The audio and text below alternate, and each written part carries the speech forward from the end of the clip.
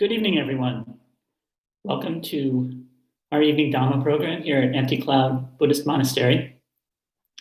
My name is Santi. Traditionally, if you are addressing a monk, you'd probably call me Tan Santi, and I'll be leading the program this evening. I am a visitor to Empty Cloud Monastery, here on an open-ended visit of some or many months. If you've participated in these programs before, you'll know the general format. But in case anyone is new, I'm going to just mention it. We'll start off with about 30 minutes of guided meditation. That'll be followed by about 30 minutes of reflections in the Dhamma, which I will offer. The Dhamma being, in this sense, the teachings of the Buddha. But we'll also be talking about some extended meanings of Dhamma tonight. And then finally, there'll be a good long stretch at the end, hopefully about 30 minutes of time for questions and answers. It looks like we do have some friends, some familiar names in the live chat. Diane Moore, Melinda, Elaine, and probably some people listening who haven't logged in yet. Welcome. Let's jump right in with about 30 minutes of meditation. I'll ask you to take a meditation posture. If you're experienced as a meditator, you'll have already found a posture that you're comfortable in. If you're new to meditation, the meditation that I'll offer tonight, the guided meditation, will probably be best done sitting up. You can sit on the ground with legs folded on a cushion. If it's more comfortable to sit in a chair, that's completely fine. I'm sitting in a chair this evening.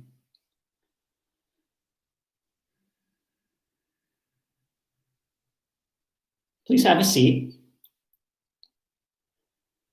And this meditation that I'm going to offer this evening will be fairly traditional. And I'm going to share some practices from the tradition in which I trained, which is the Thai forest tradition of Ajahn Chah. And in this tradition, we meditate with our eyes closed, generally, or I should say we do formal meditation practice with our eyes closed. So let your eyes close. If you get sleepy, it's fine to open them for a time. And when the mind is refreshed, you think you can stay awake, let them close again.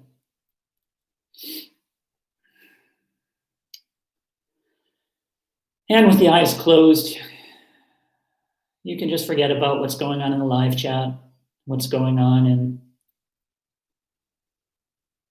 in the room that you're in, what's going on in the room that I'm in. Just let all that drop away.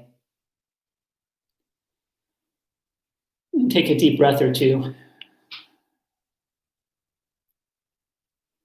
And we'll begin this evening just by tuning into the body, however it is.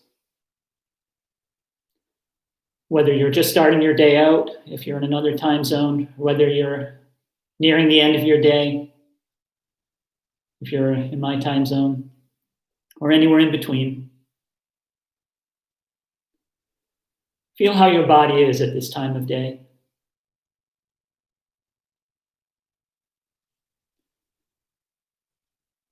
Accept it. Accept how it is. It's okay if it's feeling tired or achy, or agitated or tense.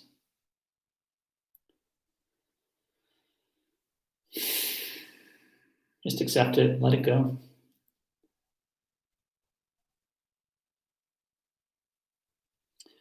Bring your attention to the top of your head. We'll just do a body scan now, starting at the scalp. Bringing your attention to the very top of your head. Even if you can't really feel it, just bring your awareness to that general area. Notice if you can feel it. And coming down to the temples. Here's a place we tend to store a lot of tension. Yeah, if you do feel any tightness around your temples or forehead, that's fine. Don't worry about it. Just notice it. Notice what it feels like. Move on. We'll move on to the ears, the back of the head, sides of the head. We're not looking for a narrow, focused awareness here, just a general sense of your head. Can you feel it physically? Nor are we looking for a kind of analytical sense. We're not asking for an evaluation, just noting, rather, the basic sensations. And now tuning into the face. Maybe back to the forehead and coming down to your eyes. How are the eyes in their sockets? How are your eyelids? Are you kind of squeezing them shut, or are you letting go and relaxing them? Either way is okay. How are the eyeballs? Are they settling back a little bit as you bring your awareness to them? Maybe, maybe not yet.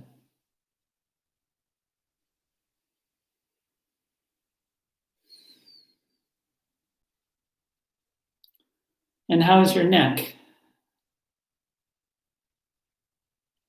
Resting the awareness briefly in the neck, moving it out into the shoulders.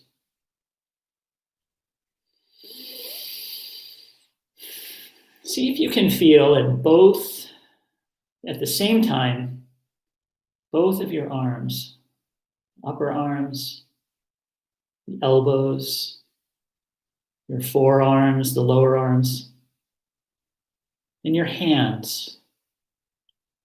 Just hold in mind the feeling in both of your arms.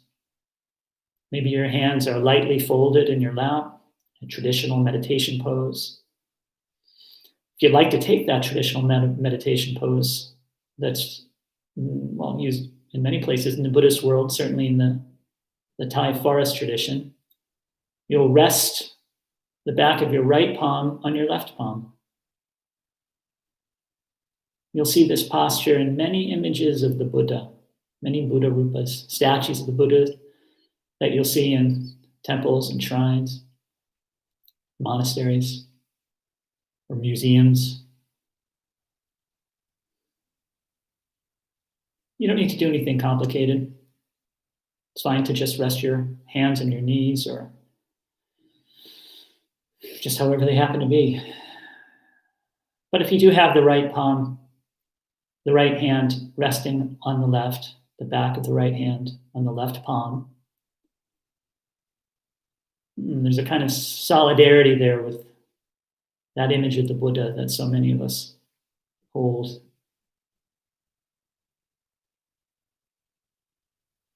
That can point us towards a sense of refuge. And returning to the neck, let's let the awareness come to rest downwards in the chest.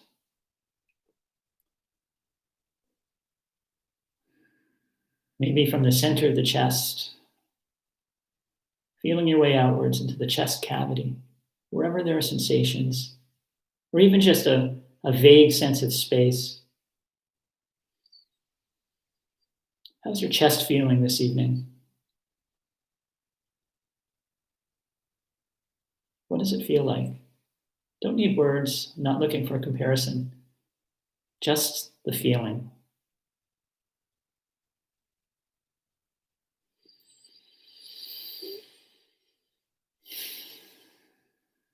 And the belly, the abdomen.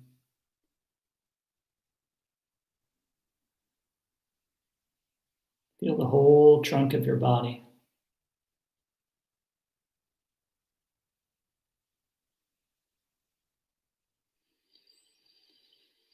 Can you feel the chest and the abdomen as they stand in relation to your spine, to the back?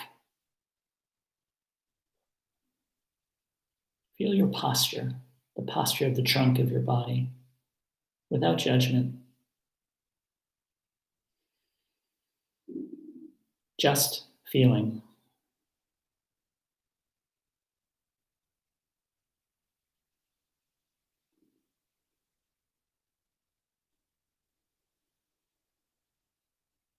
Now letting the awareness settle even lower, feeling your seat, pressure of your body coming down into the cushion or into the bottom of your chair. Just feel the weight of your body on your seat.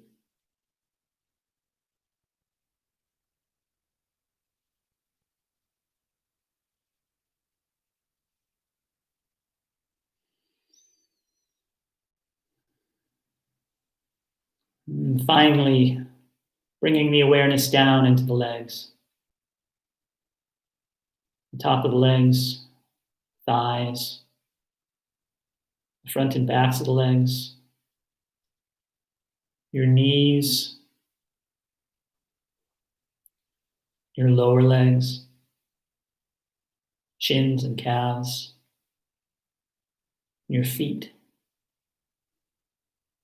Whether your legs are straight, if you're sitting in a chair, or crossed, don't get caught up in any particular point. Just feel the entirety of your body.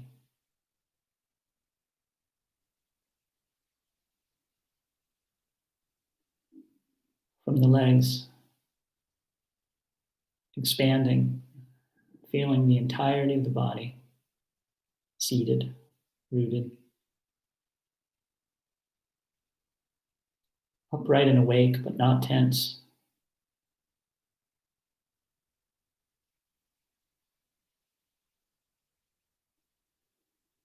If you've been following along, you probably lost sight of your breath moving in the chest cavity. But now let's bring that into the picture. And for the rest of the meditation period, try to keep the breath in view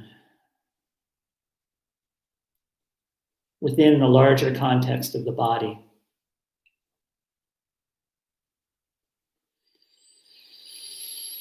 For now, staying with the simple feeling of the breath moving in the body.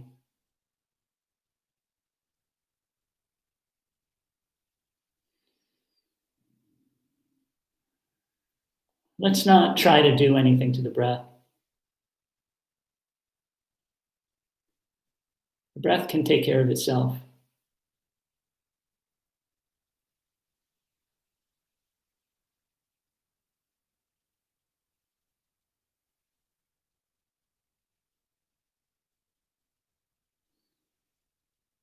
Watch the breath taking care of itself.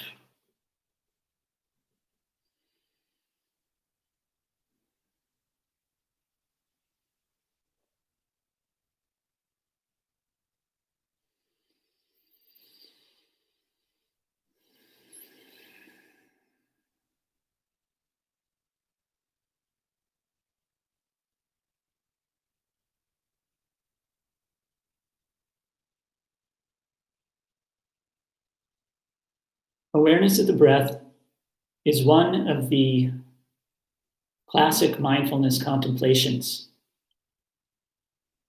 taught by the Buddha. I'll give you a few further instructions you can explore for the rest of the period tonight. These instructions are, to the best of my understanding, the instructions of Ajahn Chah, the forefather of the Thai forest lineage that I've trained in. He was a modern monk. The height of his teaching career was in the 70s and the 80s. But he was also a forest monk, a Tudong monk, a wanderer, before he settled in a monastery.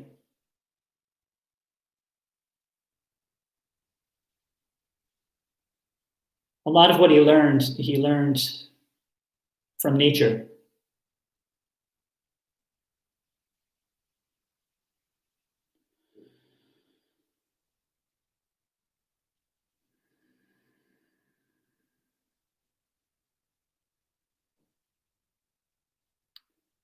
And because he was not a kind of learned, scholarly monk, he felt free to explore the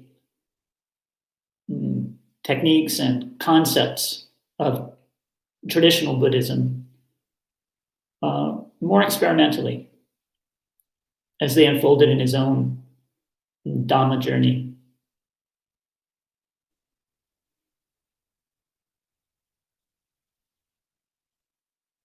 One of these traditional teachings that he adapted to his own understanding is the understanding of vitakka and vichara, terms that you'll hear again and again in Buddhist teaching. And there are different ways that these are understood. Maybe we'll talk about them more later on. But let's start with one of the ways that Ajahn Chah encouraged us to use vitakka and vichara in our mindfulness of breathing. Vitakka is the lifting of the mind to our meditation topic or object. In this case, the lifting of the mind to the feeling of the breath.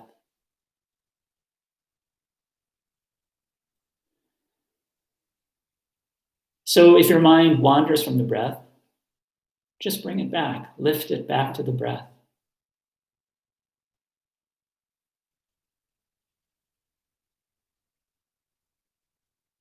Now, if you've practiced with any number of teachers, beyond, I would guess, 3, 4, or 5, you may have gathered the impression, because it is commonly taught, that there's a goal here, and that the goal is to just stay with the breath and not to have any other thoughts come into your mind. Just to exist narrowly, clearly, and purely focused on the breath. That's not what Ajahn Chah taught. Instead, he also introduced his understanding of vichara. Vitakka is lifting the mind to the breath.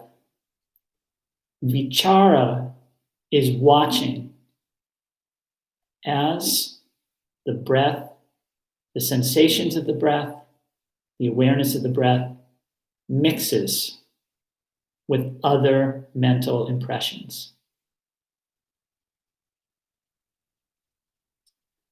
Thoughts, feelings, other physical sensations as they arise in the mind. They are going to arise in all but the most rarefied states. This is simply how the mind is.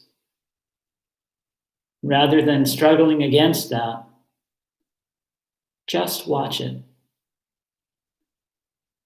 Ajahn Chah offered the analogy of a chicken coop. We're putting our chicken into the coop and watching it wander around in the narrow confines of the coop. It doesn't mind. It feels quite secure in there. I suppose it knows we're vegetarian chicken keepers. We might occasionally open the gate and put some chicken feed in there or some water.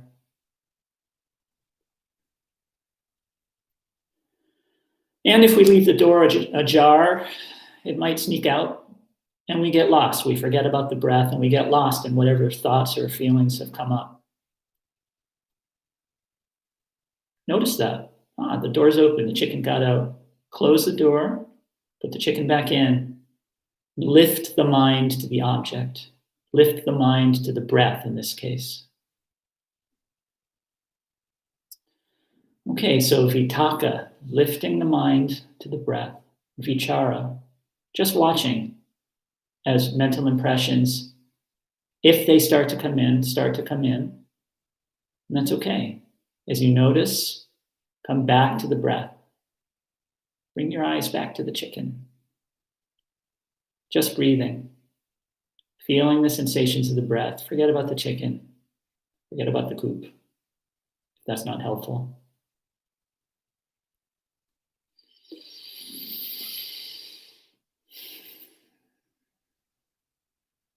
This is the goal, vitaka and vichara.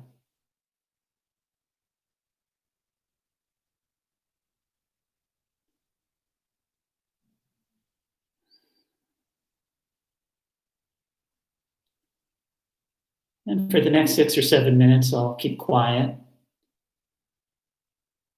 Please stay with vitaka and vichara, the breath, and whatever arises around it. As you notice what arises around it, come back to the breath.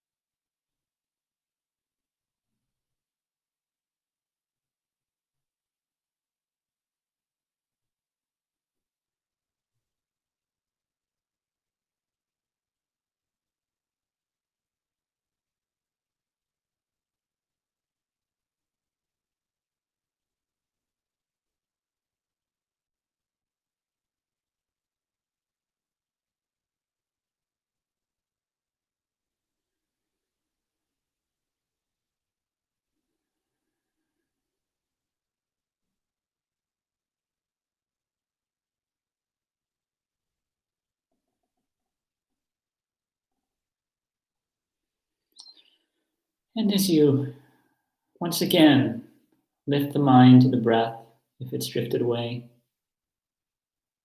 and take note of the feelings in the body and the breath now.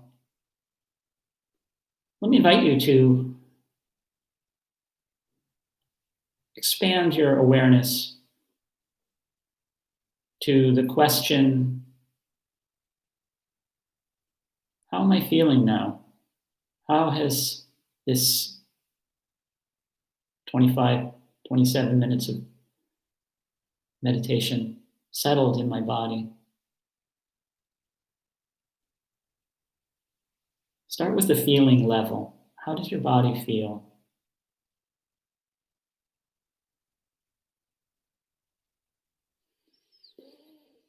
How has your mind come to feel? Your heart? Any shift at all? You may have passed through many thought worlds in this short time. Maybe there's been a bit of settling, a bit of calming.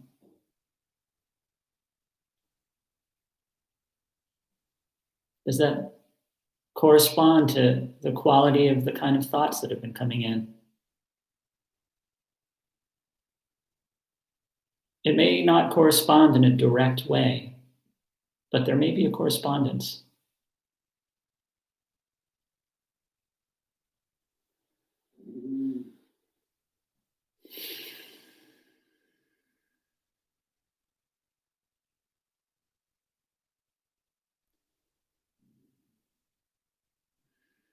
If you found this practice useful, I encourage you to explore it in your own private meditation.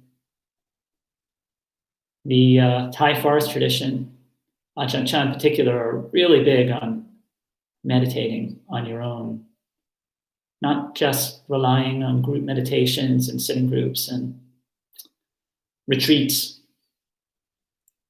Positive and wonderful as those are, Ajahn Chah led many. But building into your life personal meditative practice, personal formal time for meditation, dedicated time. He didn't really teach that much in terms of practice and technique beyond what I shared with you tonight, vitaka and vichara. He gave many wonderful Dhamma teachings that afforded a great deal of insight into practice. But ultimately, there's really just one kind of meditation. In fact, that's going to be part of our topic this evening. And if you stay with it, you will find your way to meditation, to that one kind of meditation. And this simple practice is one fine way in.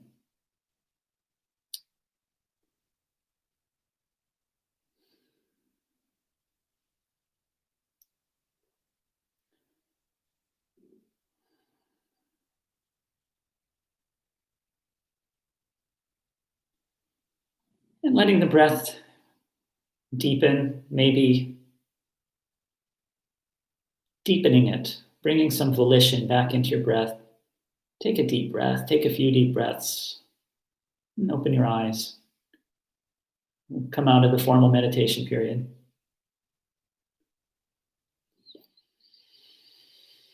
If you'd like to stretch, please take a few minutes to stretch.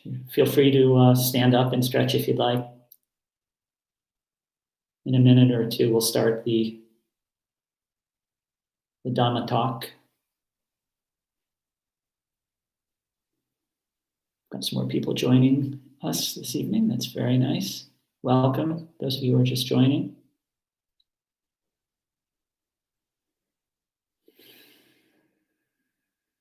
Please feel free to take any comfortable posture for the Dhamma talk. Traditionally, they're not so formal, but there are some formalities to be observed. But you can sit in any comfortable posture.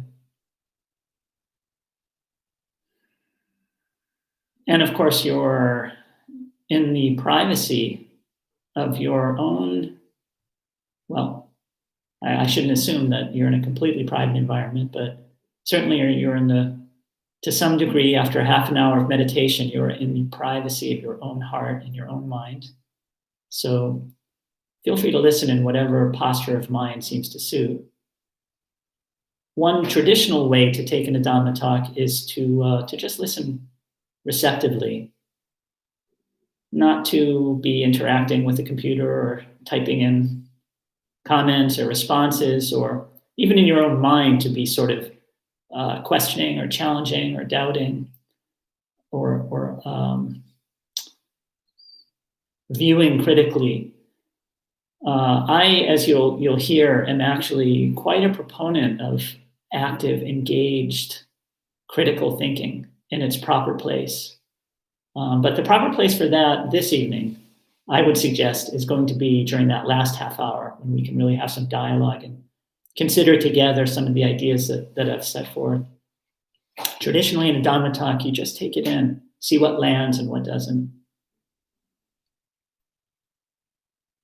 And of course, if there's something you just have to take note of, that's completely okay. You can listen with your eyes closed. That's one traditional way to do it. But it's also okay to peek from time to time. Okay, so this evening I'll offer some reflections. Let's begin with the traditional homage to the Buddha, the Dhamma, and the Sangha, the triple refuge.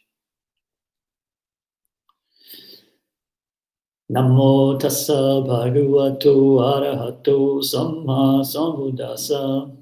Namo tassa bhagavato arahato samma sambuddhassa. Namo tassa bhagavato arahato samma sambuddhassa. Bodhang dhammang saranang namas. Bodhang dhammang sanghang saranang namasami.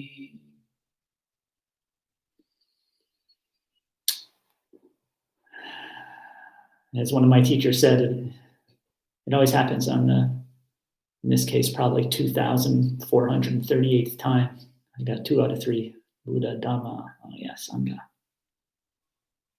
Okay, I got all 3 now. So we begin with this traditional homage, but we understand it maybe in different ways at different times as suits either our temperament or even our needs at different times in our own individual paths. For many, many, many Buddhists throughout the Buddhist world, Buddha, Dhamma, and Sangha refer specifically to, well, if you're a Theravada Buddhist, to Gautama Buddha, the historical Buddha, or if you're in one of the Mahayana traditions, Shakyamuni Buddha. Dhamma refers to the teachings of the Buddha, and the Sangha to the well-practiced monastic order, the monks and the bhikkhus and bhikkhunis who have started to realize the goal.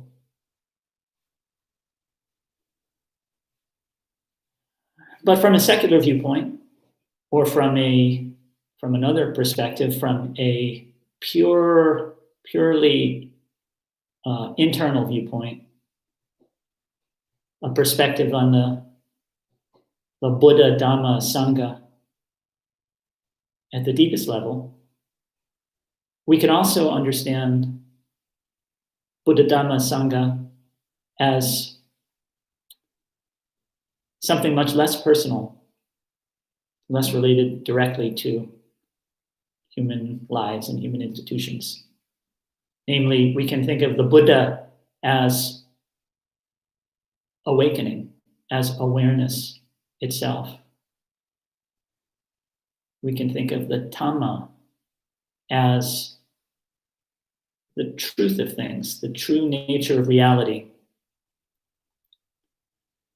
And we can think of the Sangha as the potential that every human being holds to realize the true nature of reality with their fully awakened awareness. These are both valid conceptions of the Buddha Dhamma Sangha, and each offers a different angle on the refuge of the Triple Gem.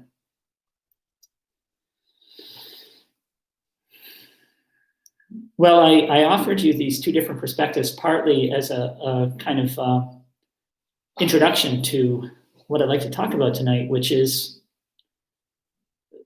that often the same teaching or the same concept can be viewed in multiple ways, and that each of the multiple ways that you can view it can complement the others. But it doesn't always work like that. Sometimes when we hear different interpretations, it can be quite confusing and even upsetting. It can feel like an obstacle. The two concepts that maybe helped draw you to our evening's program in the title that I offered for this evening's talk offer us a good example of this, and we're going to spend some time on those together. The direct path and the gradual training. If you've been in Dhamma circles for any length of time, you'll have come across one or the other or both. The direct path is what the suttas, an epithet that the suttas apply to the Satipatthana meditations, the 4 foundations of mindfulness. In most Dhamma circles, this is a kind of meditation that is often pursued in the context of what's called vipassana meditation. It's the way of vipassana meditation, as it's often taught. This is a big part of the insight movement. Some of you may have come to the Dhamma through the insight movement, and from there found your way to enough interest to listen to a monk from the monastic world talking about the Dhamma. Actually, that description fits me. I started off going on retreats at Insight Meditation Society in Barre, Massachusetts, one of the pioneering Western secular retreat centers. The handful of retreats, really just a couple of retreats there, but many other retreats and day-longs and structured meditation teachings in related groups in the insight movement. That's how I started my own dedicated Dhamma practice. And from there, things just spiraled, escalated, and here I am, a monk. It's a wonderful path, but in retrospect, I have to say the view of vipassana meditation as a distinct path, which one travels by practicing something called Satipatthana meditation, is kind of a limited view in a way. And it's limited because as an exclusive path, it kind of leaves out a very important part of the story. Namely, it leaves out what in a number of the Buddha's explicit teachings in the suttas is called the gradual training. The gradual training is why don't I just lay out what it is? It's described quite kind of schematically, step by step, in probably half a dozen or more, I think, 7 or 8 suttas, and is referred to in many, many others. The gradual training, Anupubasika in Pali, I think it's a pretty literal translation, is viewed in more of a progressive way. It encompasses not just formal meditation practice, but all of the steps of sila, samadhi, panya, of developing restraint and morality, of cultivating the mind through meditative practice, and of developing wisdom through the highest meditative attainments and practices, and at last, understanding the nature of things in an all-encompassing way that radiates out through your entire life and the life of, well, of all beings. We'll talk about each of these, but since the gradual training is a little bit less familiar to many people, I'll just mention what its different stages are. The story as it's laid out, or the training as it's laid out in the handful of suttas that I mentioned, generally starts with the appearance in the world of a Tathagata, of a Buddha, a fully enlightened being who is also a perfect teacher, a perfectly skilled teacher. Oh, has anyone else lost sound? That's a good question. Sorry, someone just checked in. Good. I'm not seeing many other names popping up, but I hope Elaine can find her way back to the soundtrack. With the appearance of a Tathagata, a true teaching is again available, and people are inspired to undertake the spiritual path. At first, they're encouraged to purify.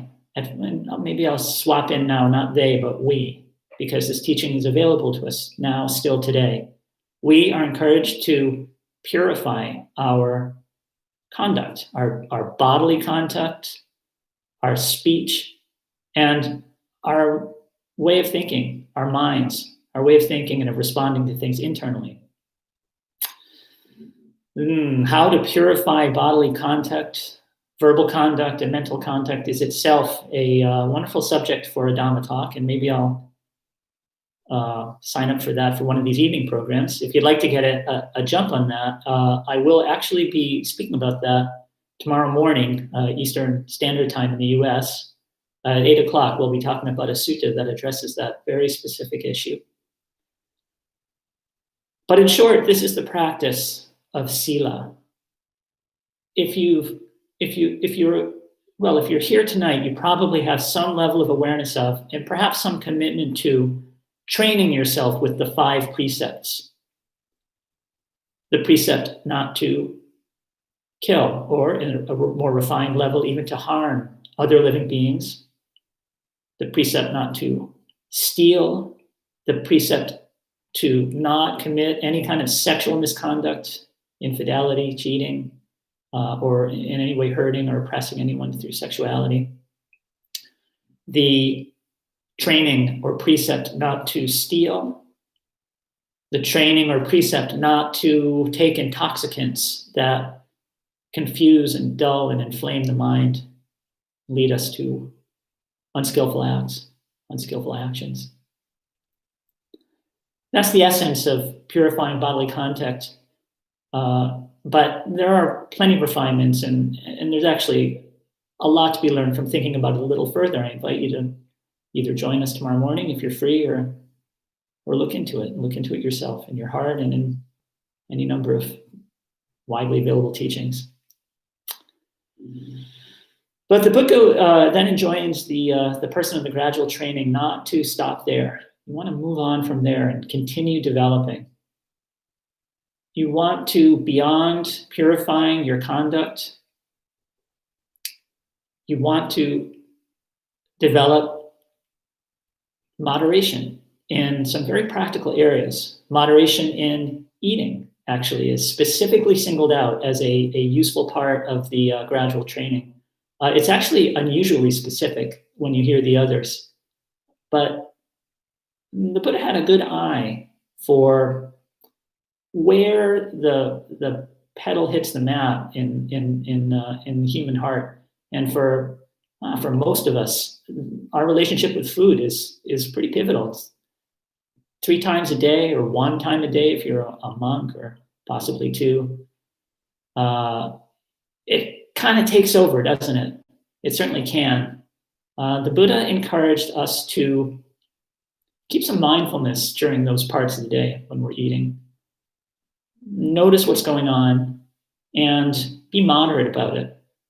He doesn't say to starve yourself or to be obsessed with your eating or to be down on yourself or really extreme in any way. In fact, the word that he uses really is moderate. Moderation in eating is conducive to a peaceful mind, the peaceful higher mind that lies farther down the path. He also encourages what's translated accurately as devotion to wakefulness. This is the next stage of the path.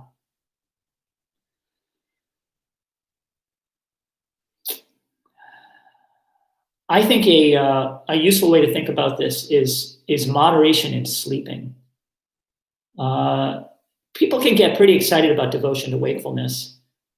It's great to if you're when you're full of inspiration and enthusiasm to develop to really go for it with your meditative practice and to stay up late meditating, indeed maybe to stay up all night meditating.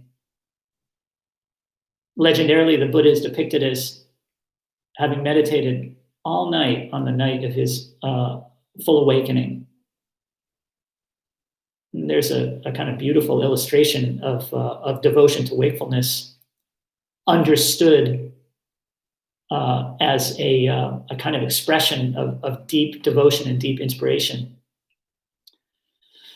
But held wrongly, that can lead to a kind of not devotion to wakefulness, but devotion to exhaustion.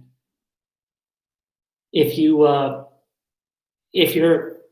a monk, this is probably pretty easy to understand. Monks can get a little bit carried away to the point that they're too tired to really think straight. Sometimes that can be useful, but other times it can become a kind of hindrance. And in the lay world too, we can just exhaust ourselves in the modern world, the modern work world. And that's really a danger that many people get caught up in.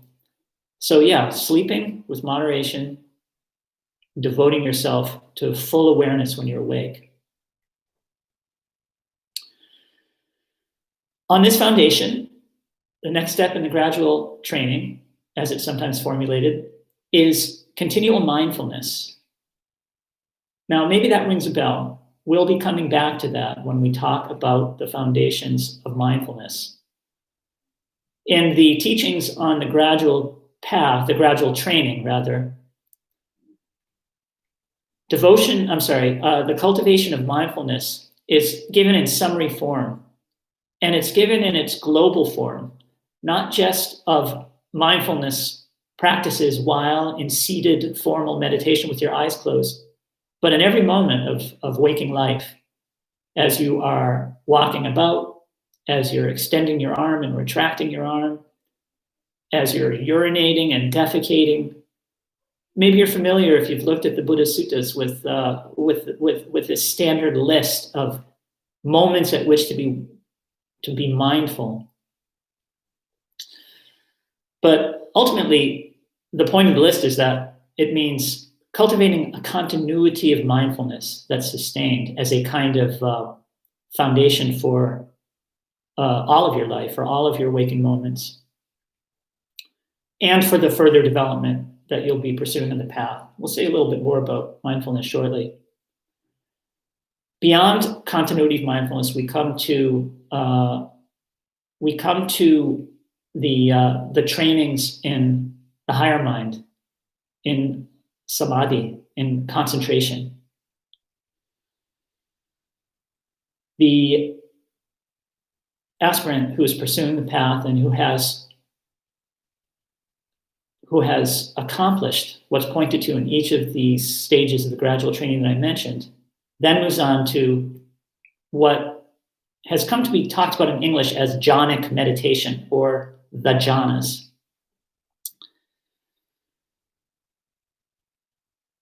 This is a conception of what's being pointed at in the ancient texts that can sound very different from what is indicated in the Satipatthana meditations. What I'm going to be pointing to shortly is a kind of underlying unity, a way that we can understand these apparently different paths as actually the same path. In my description of the gradual training, I'll just say that it's really worth noting that jhana, as a Pali word, both in its verb form of jayati and in other forms, it really just means meditation. There's no other Pali word for meditation. There are other words that refer to it, but that's the direct word for it. It's not that any meditation you do is right jhana, is right samadhi. There's all kinds of ways to meditate that aren't right meditation, that aren't true meditation.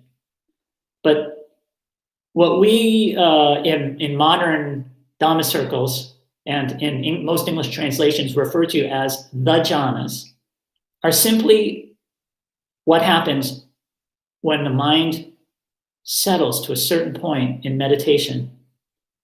They are what unfolds for the meditator. And in fact, in the teachings of all of the best, in my view, of the modern jhana teachers, both monastic and in the lay world, the higher jhanas, the second, third, and fourth jhanas take care of themselves. The so-called second, third, and fourth jhanas develop essentially without needing your effortful direction. They're simply what happens when the mind collects to a certain point. Anyway, I won't delve into that question tonight. Rather, I'd like to backtrack to what I mentioned much earlier in the talk, that I came into Buddhist meditation and ultimately to the monastic path from the perspective of what's sometimes called the Vipassana movement or the insight movement, in which what is encouraged is Satipatthana meditation, the four foundations of mindfulness. The traditional teachings on which the Satipatthanas are based, the way they're taught now, the classic traditional teaching is the Satipatthana Sutta, the discourse of the Buddha, in one of the central volumes of the Buddhist canon, the Majjhima Nikaya, the middle-length discourses of the Buddha, is a discourse that lays out a kind of a couple of different sets of particular contemplative practices for each of four what are called pathanas, establishments or foundations of awareness. They're called satipathanas. Sati is mindfulness or awareness, and patthana is the place to set up mindfulness. Ta is the Pali root for to stand up, to set up, or to establish. And you notice that the word is not complicated. It's sati patthana. The two words are just run together. The standing up of mindfulness. One of the most popular, let's first mention what are these four foundations. The first is mindfulness of the body. That's what we started off with tonight. And the best known of the mindfulnesses of the body are,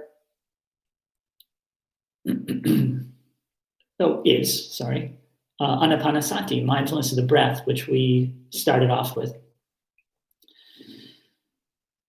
Interestingly, mindfulness of the breath has its own sutta. It's described in its own sutta in much the same terms as in the Satipatthana Sutta, but in more detail. And what you'll notice is that if you look at the 16 stages of mindfulness of the breath, that are given in the Mindfulness of Breathing Sutta, and that are pretty clearly pointed at in the Foundations of Mindfulness Sutta, they look a lot like jhana. So when I started out, I was kind of confused, and I thought, okay, well, which is it? Is it better to do mindfulness meditation, as I'm being sort of guided to do in this, in these Vipassana teachings I'm receiving? Or do I want to go for these intriguing sounding higher states that I'm starting to hear about as I dive deeper into the Dhamma?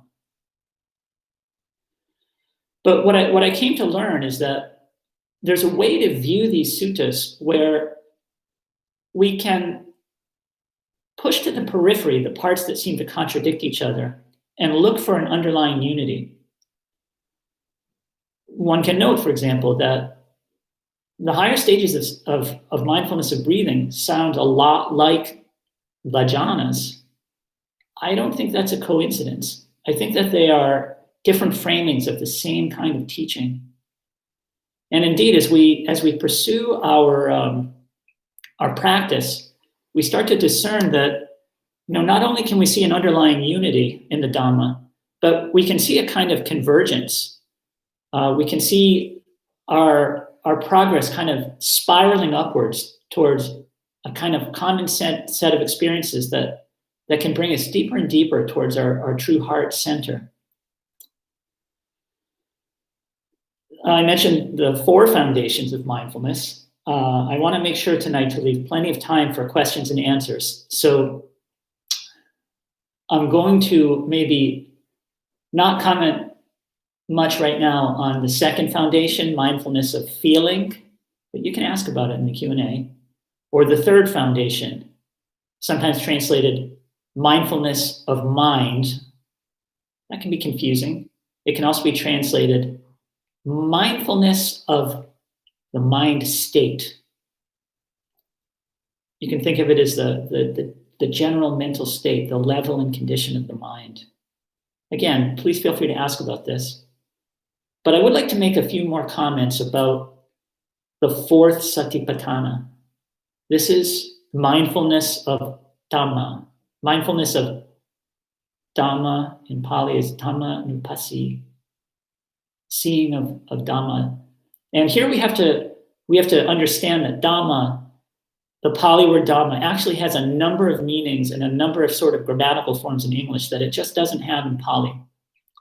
For one thing, Pali, the language of the scriptures, doesn't have singular and plural. So there's no written or spoken distinction between one Dhamma or the Dhamma and Dhammas, plural. Sometimes the word means the teachings of the Buddha.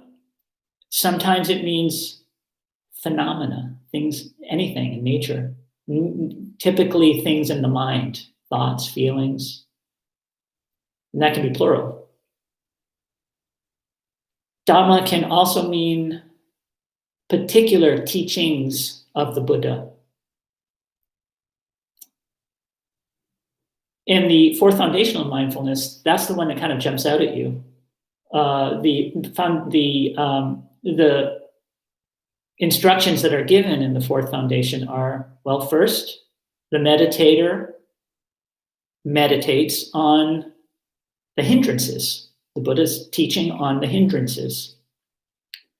Next, the meditator meditates on the Buddha's teachings on the 6 sense spaces. Again, I'm not going to delve into what these teachings mean right now, but again, ask about any that you're working with or interested in. There's the encouragement next to meditate on the Dhamma of the khandhas, the 5 constituent aggregates or bundles of experience that comprise like the totality of our experience.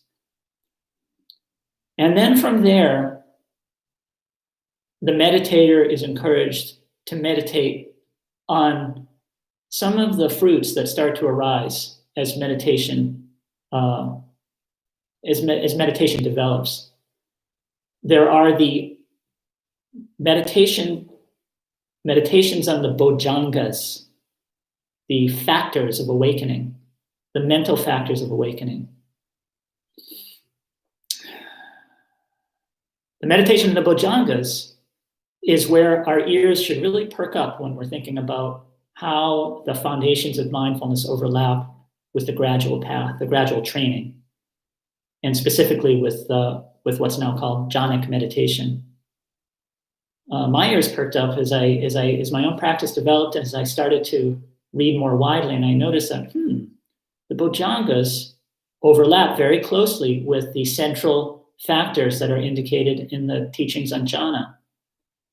These are the Bhojangas, the factors of awakening are mindfulness, investigation of mental states, like I've just been describing, rapture or piti, tranquility, collectedness or calm, and the equanimity, the sense of balance and profound peace that comes in when the mind comes to complete oneness. These are the same factors that come to completeness in jhanic meditation. And actually, come to completeness is the term in the Satipatthana description. And then finally, in the fourth foundation of mindfulness, we're encouraged to meditate on the Four Noble Truths. Subject not just of one entire other Dhamma talk, but of many, countless Dhamma talks already given and to be given. I hope to give one before too long.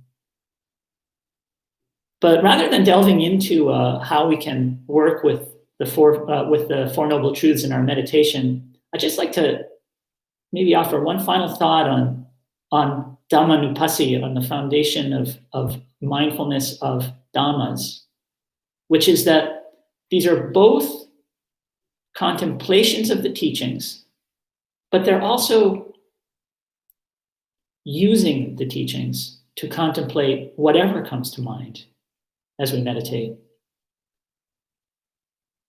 One way to say this is something that a teacher friend of mine from my lay life used. She was actually a quite an accomplished academic, anthropologist, who taught her students that there are ideas to think about and there are ideas to think with.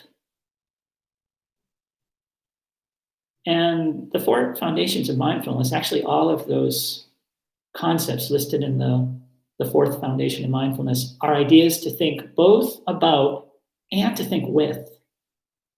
So we contemplate not just suffering as a noble truth, we also contemplate our own suffering. We contemplate each suffering that arises.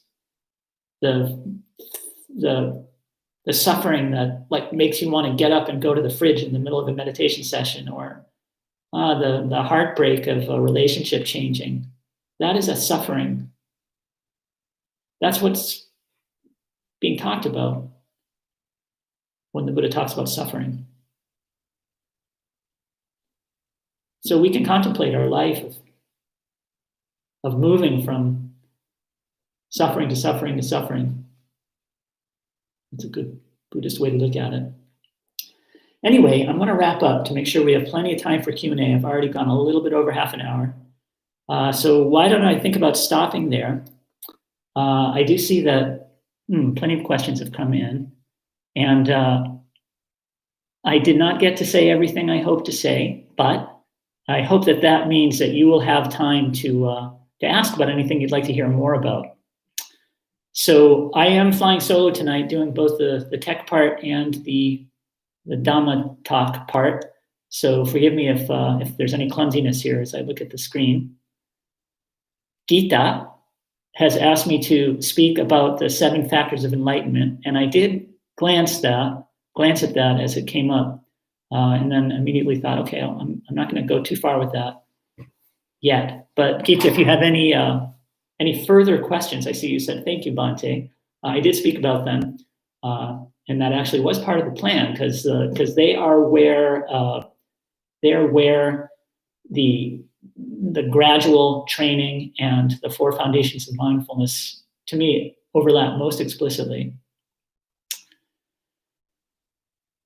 I will mention that this general concept of an underlying unity that we can find in the Dhamma is, I think, a very helpful and useful one.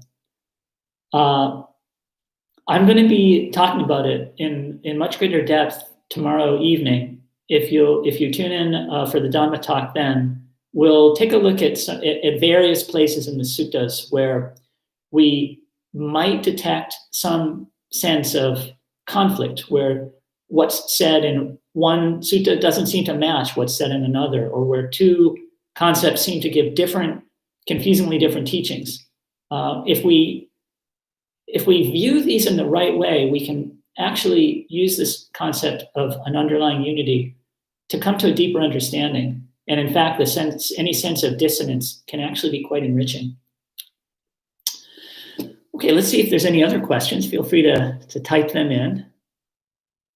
We have plenty of time. I see lots of nice good evenings.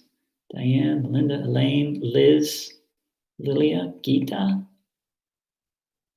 I'm afraid we lost Elaine, whose audio cut out. It's a shame Bhante Sumano isn't here. Actually, I should mention why Bhante Sumano isn't here. He is with the other monastics right now.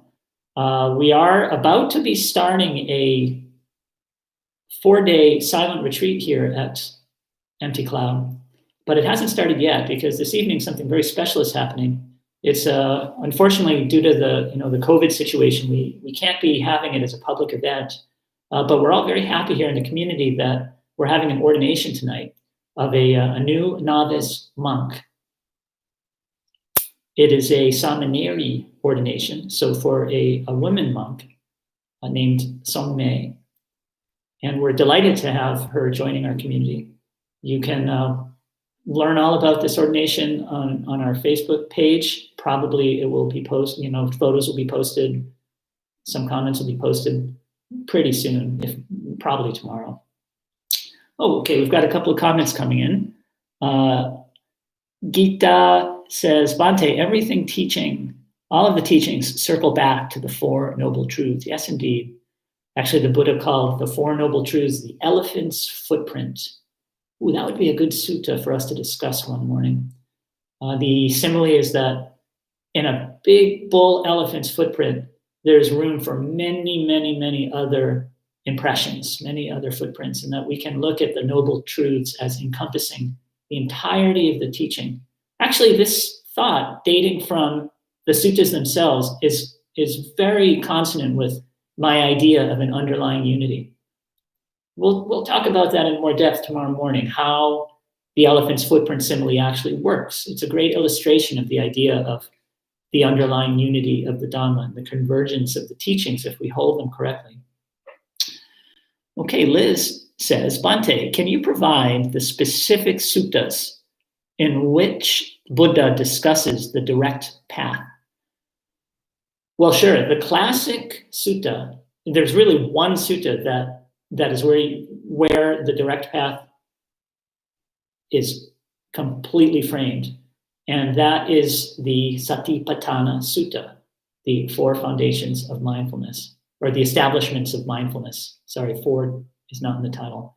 And that can be found in the Majjhima Nikaya, the middle-length discourses of the Buddha, and it's number 11. So it's also discussed in many other places. It is so widely discussed that it has been, I don't know if the word is reduced or elevated, but it's been captured in summary form in what's called a pericope, a stock passage that's cited in countless suttas, in some actual percentage of all of the thousands of suttas. I don't know whether that would be 10% or 40%, a very large number. They're cited as the 4 foundations of mindfulness. The typical definition of right mindfulness is practicing the 4 foundations of mindfulness, which are called the direct path. One other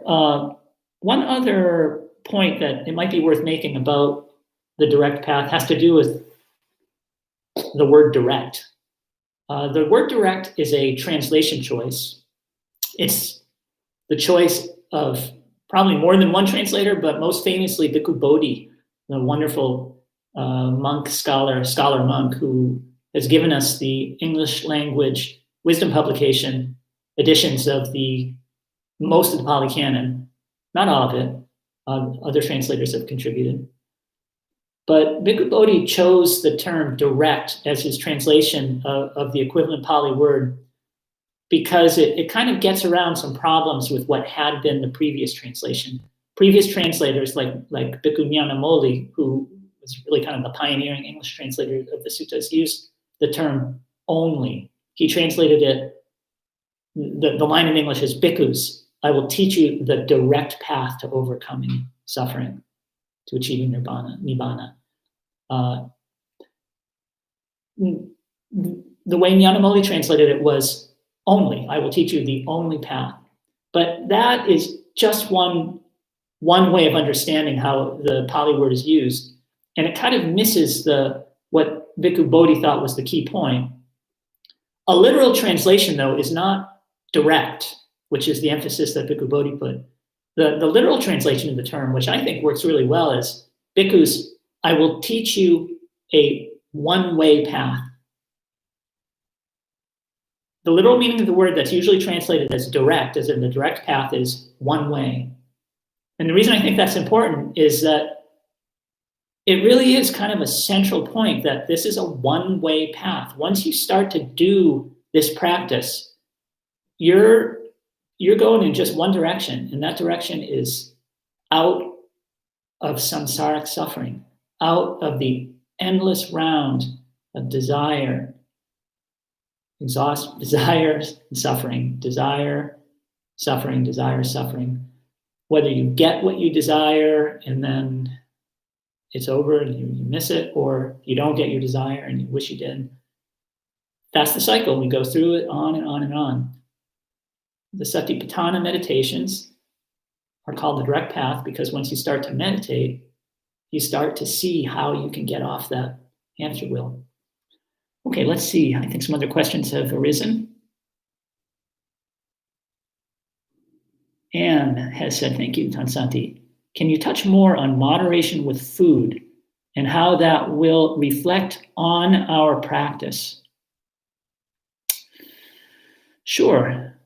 Okay, moderation in eating on the gradual training. Well, it has a very direct both influence on our practice, and it can be a very good barometer of our practice.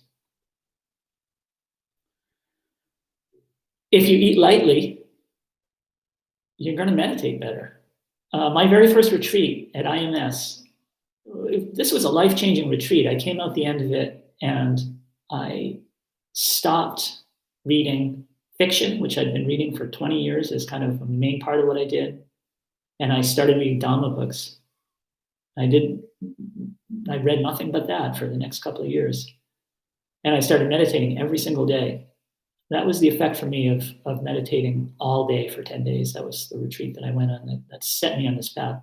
Anyway, the very first meal that I had on this retreat was quite nice, quite abundant, and it was offered in total silence. So I just focused on eating.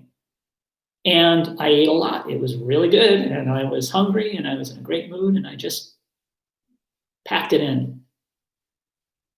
And then I went to meditate on and off for the next 4 or 5 hours until we had a break.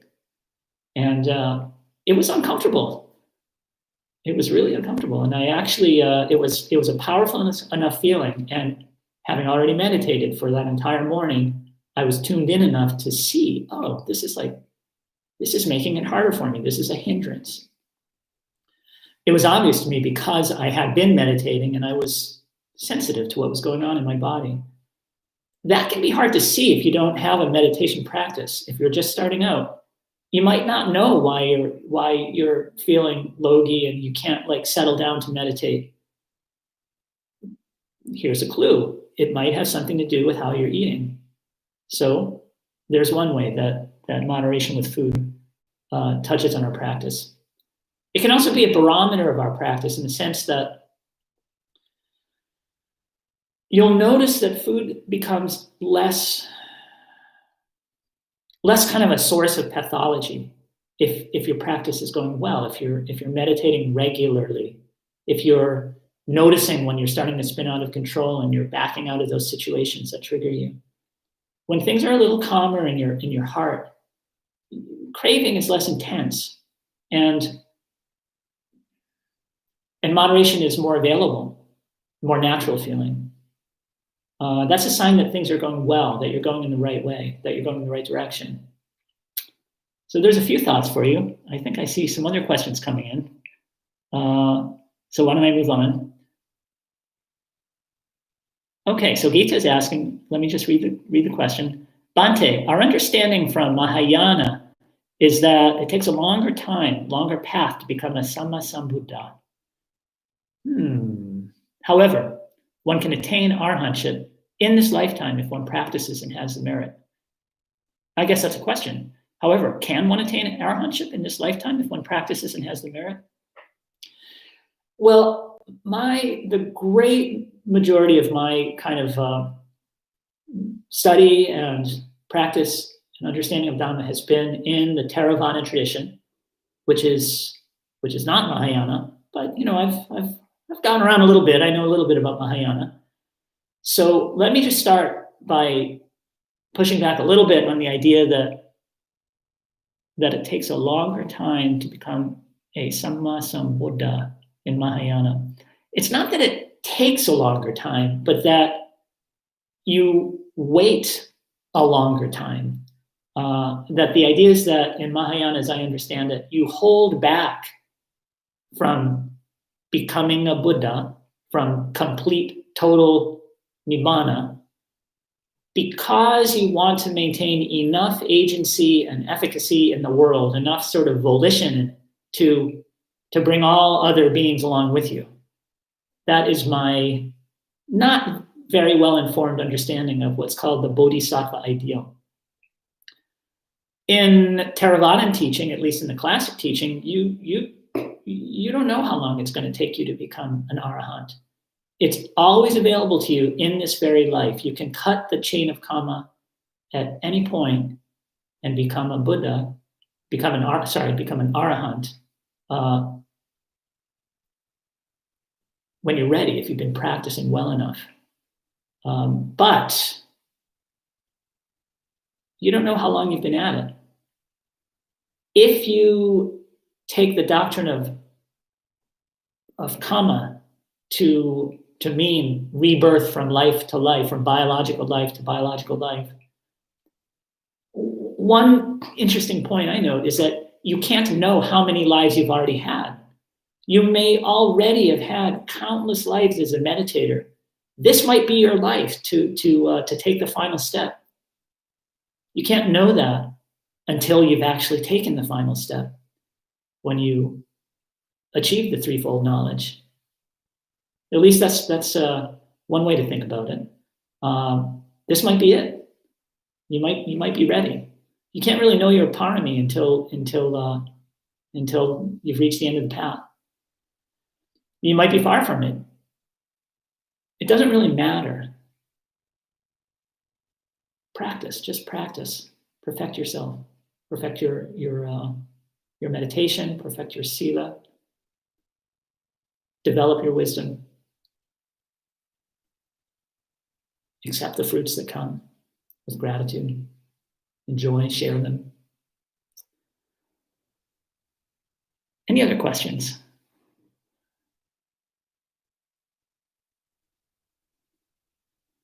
All right, well, that might be a good place to start winding down. We can stop a little early. Gita says, thank you. All right, let me quickly review. Did I miss any key points? Well, I'll just mention that, once again, tomorrow morning we'll be talking about a sutta in which